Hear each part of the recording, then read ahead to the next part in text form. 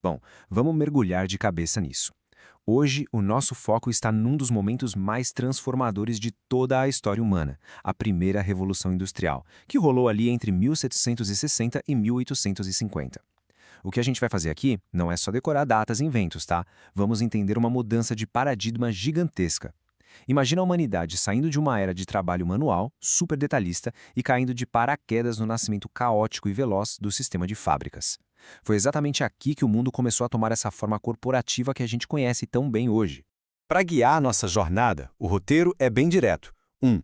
O mundo antes das fábricas. 2. As fases da revolução. 3. A lógica da mecanização.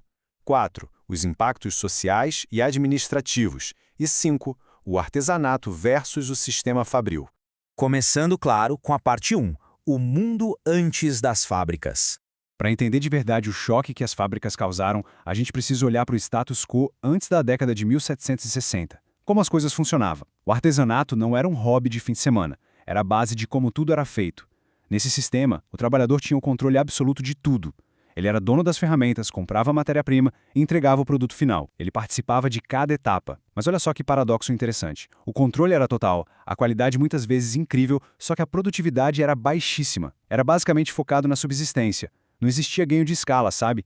E vamos ver como isso evoluiu passo a passo. Do passo 1, que é o artesanato puro, o mercado tentou pular para o passo 2, a chamada indústria caseira. Basicamente, os empresários começaram a entregar máquinas e materiais direto para as casas das pessoas. Só que não deu muito certo. O trabalhador continuava no ritmo dele, no ambiente dele, e isso gerou uma baita frustração nos mercadores que queriam e precisavam de mais eficiência. E foi exatamente essa fome por controle sobre as pessoas e os materiais que forçou o passo 3, o sistema fabril. Ou seja, trancar todo mundo dentro de um prédio especializado para controlar a produção de perto.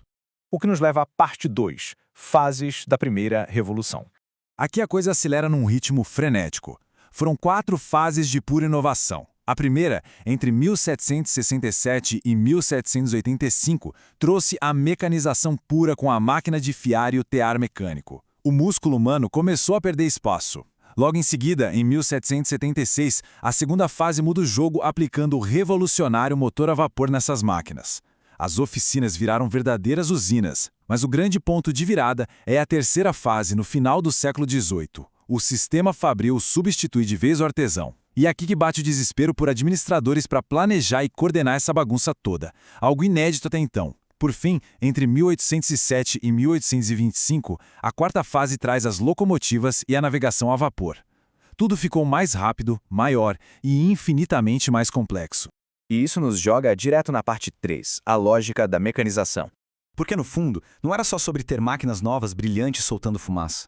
A lógica de como o trabalho era feito foi virada de cabeça para baixo, baseada em 3 pilares absurdamente transformadores. Primeiro, a transferência de habilidade. Toda aquela inteligência que o artesão levava anos para aprender foi programada e embutida na máquina. Segundo, a substituição da força. O músculo humano ou animal não importava mais diante da força contínua do vapor. E terceiro, e talvez o mais impactante de todos, a divisão do trabalho. Aquele ofício complexo foi totalmente despedaçado. Agora, o detalhe mais fascinante dessa fragmentação é o resultado prático imediato.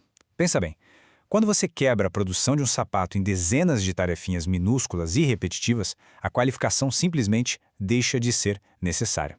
Os donos das fábricas podiam empregar qualquer um, homens, mulheres, até crianças, sem experiência nenhuma prévia.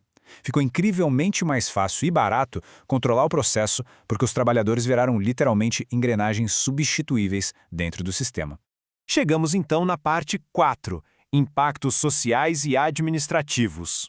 E aqui a gente precisa dar uma bela desacelerada. Toda essa eficiência matemática para gerar lucro bateu de frente com a realidade humana de um jeito muitas vezes brutal. O ponto crucial dessa época sombria se resume a esse número aí, 12 a 13. E não estamos falando de produtividade. Estamos falando de 12 a 13 horas ininterruptas de trabalho por dia. A nova classe que surgia, o proletariado, enfrentava jornadas exaustivas em condições insalubres e incrivelmente perigosas. A mecanização não trouxe qualidade de vida de imediato. Ela trouxe exaustão em escala industrial.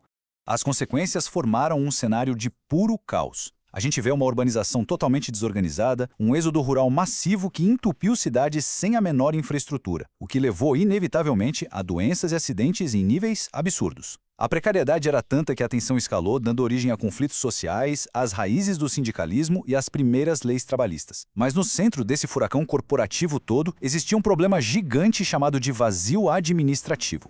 E esse conceito é chave para quem estuda o mundo dos negócios hoje. Esse vazio administrativo aconteceu porque o crescimento daquelas indústrias foi 100% no improviso. Os donos das fábricas eram fascinados pela mecânica, pelo vapor, mas ignoravam solenemente a gestão das pessoas. Eles não tinham a menor ideia de como liderar, motivar ou organizar os turnos para as milhares de pessoas dentro dos galpões. Essa completa falta de técnica de gestão gerou um sofrimento indescritível e, claro, prejuízos absurdos.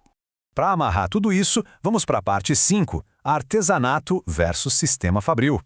Colocar a microoficina e a macrofábrica assim, lado a lado, ilustra brilhantemente o que aconteceu, uma perda drástica de autonomia.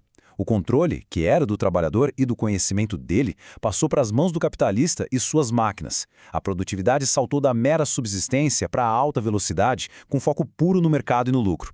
O poder de decisão saiu das mãos de quem produzia e foi parar integralmente no colo do gerente. E o ambiente físico? Saiu daquela oficina familiar acolhedora direto para as entranhas de complexos industriais gigantes, abrigando multidões. Mas a mudança mais profunda é psicológica, vai muito além da engenharia. O artesão tinha o que a gente chama de visão global. Ele via a obra nascer e terminar, e sentia orgulho daquele produto final.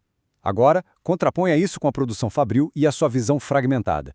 Imagina passar 12 horas por dia só girando um parafuso ou cortando um pedaço de couro, completamente ignorante sobre o formato do produto final. Essa alienação, essa perda de propósito do trabalhador, provou de uma vez por todas que o improviso não ia mais se sustentar. As corporações do século XX precisariam obrigatoriamente criar uma ciência da administração só para lidar com grandes grupos humanos. O que nos traz ao fechamento da nossa explicação de hoje. Essa viagem nos mostrou como a gestão moderna foi forjada no fogo, no aço e num caos tremendo. Foi um salto dramático da oficina para a linha de montagem, deixando para trás um imenso vazio administrativo porque o desenvolvimento humano não acompanhou o tecnológico. E a grande pergunta que fica para o final não poderia ser mais atual, mesmo nessa nossa era de inteligência artificial e automação. A tecnologia indiscutivelmente mudou e continua mudando super rápido. Mas olhando para o mundo corporativo de hoje, será que a gente já aprendeu de verdade a valorizar, coordenar e gerenciar a complexidade humana que fica ali, nos bastidores, por trás das máquinas? Fica a reflexão. Até o nosso próximo mergulho.